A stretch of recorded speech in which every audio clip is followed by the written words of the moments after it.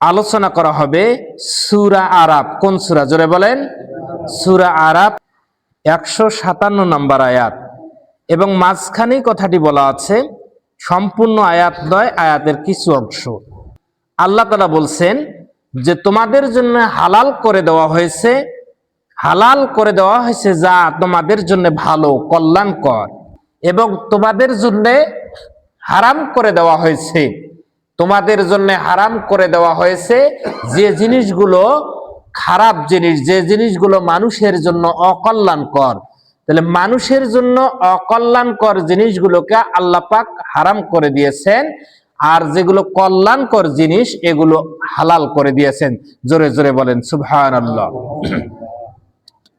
তাহলে ইসলাম এমন কিছু জিনিসকে মানুষের জন্য হারাম করেনি যে জিনিসগুলো মানুষের জন্য উপকারী, সেই জিনিসগুলো মানুষের জন্য হারাম করা হয়েছে।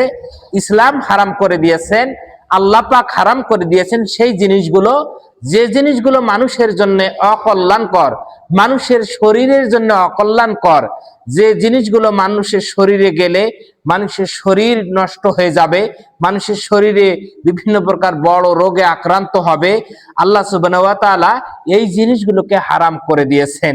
আর যে জিনিসগুলো মানুষের জন্য কল্যাণকর, যে জিনিসগুলো মানুষের শরীরে গেলে ভিটামিন যোগাবে, পুষ্টি যোগাবে, মানুষের শরীরে শক্তি বর্ধিত হবে, এই জিনিসগুলোকেই আল্লাহ সুবহানাহু ওয়া তাআলা মানুষের জন্য হালাল করে দিয়েছেন।